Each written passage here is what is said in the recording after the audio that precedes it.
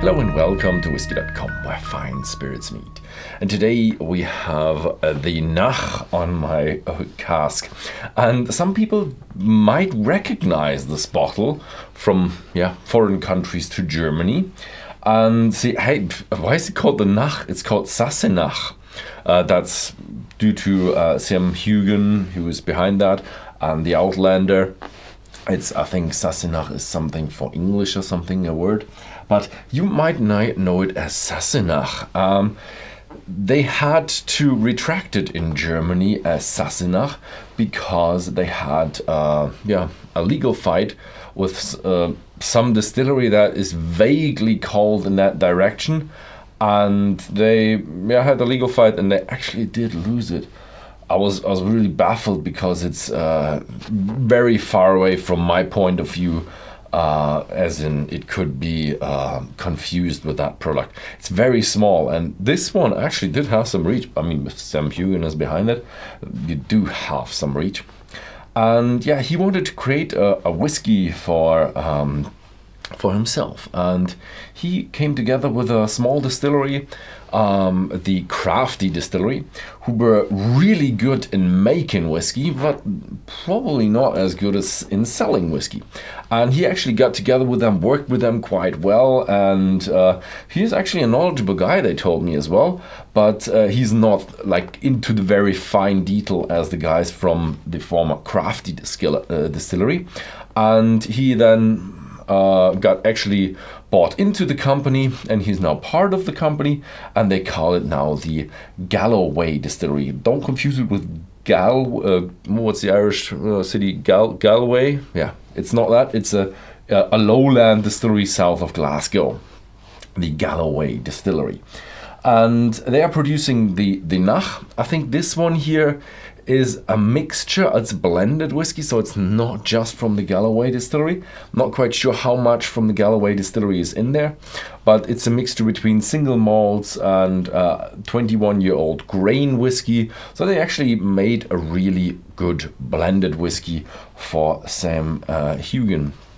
And yeah, it just launched in Germany, I think, a month ago, and it was a huge success. For us, it was a bit strange because we had a little bit of a look at the demographics that we sold to, and usually we do have like 3/4 men and 1/4 women. Maybe these numbers are a bit old. We used to have that. Probably a bit more women nowadays. And with this one, we had like 95% women. So unusually high percentage of women here. It's probably because they know him from the series. I'm not quite sure how much we are allowed to talk about it because we're not allowed to promote the product with the series. But Sam Hugen did actually play in the series. Outlander has nothing to do with the whiskey, but that's how he became really famous. He's an actor. I think he did other stuff as well, but that's how he became really, really famous with that. It also was finished in a Madeira cask. So it should be a really nice whiskey. And I've talked to the guys at the distillery, and they showed me all around, and they are really, really knowledgeable with fermenting, distilling. And they are very small distillery. That's my biggest critique to the Galloway Distillery. They are very small, but they have tried a lot of stuff and made a lot of knowledge within that a distillery. And yeah. What I also want to mention is Sam Hugen is really as Scottish, I don't know if patriotic is the right word, but like supporting Scotland through and through. He is on, I think he works together with the Scottish Tourism Board, and he is a Scottish man, as Scottish as you can be. He's in every picture he's wearing a kilt or has that, what's that dagger, traditional dagger thing going on, always at his leg, and promoting the whiskey and promoting the wildlife and promoting the beauty of Scotland. So he's really as Scottish as you can be. Yeah. Enough said. Let's try how the Nach or the Sassenach in other parts of the world is called. Ooh. It's actually the Spirit of Home edition. I'm excited about what will come up next. Very, very smooth, very, very easy. Nice.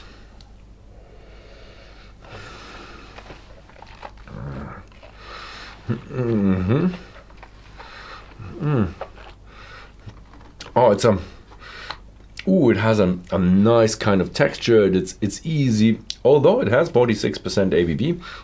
And there's a bit of citrusy taste to it, sweet pears, apples, peaches, a little bit of a nutty note. It's a blend, and they have probably taken a lot of other stuff in there, so it's a very complex one. Didn't expect that from a blend. I mean, it's a good blend. It does cost 70 euros, so, and nearly 70 euros, but it's a really nicely well done whiskey. It has that nice mixture between fruity and spicy, and it doesn't have any smokiness, but sweetness, and it's well balanced.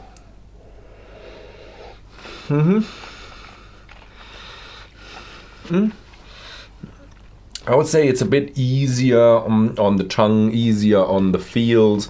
Yeah, it represents the lowlanders quite well. It's a nice sipping whiskey with a little bit more flavor than you would expect from a lowlander, but the easiness and the ease of enjoying it is definitely a lowlander style. Did I actually say that they're a lowlander?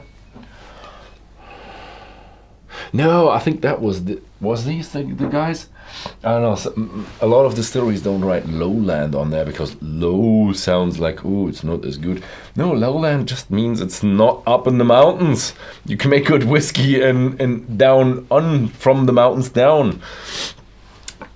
Doesn't matter, but yeah, the word low is associated and people buy it less. So probably that's why they left it out, or it was some other distillery. Yeah. So yeah, that was my take on the Nach Spirit of Home edition. Have a look at Whisky.com, you will find it there. Thank you very much for watching, and see you next time.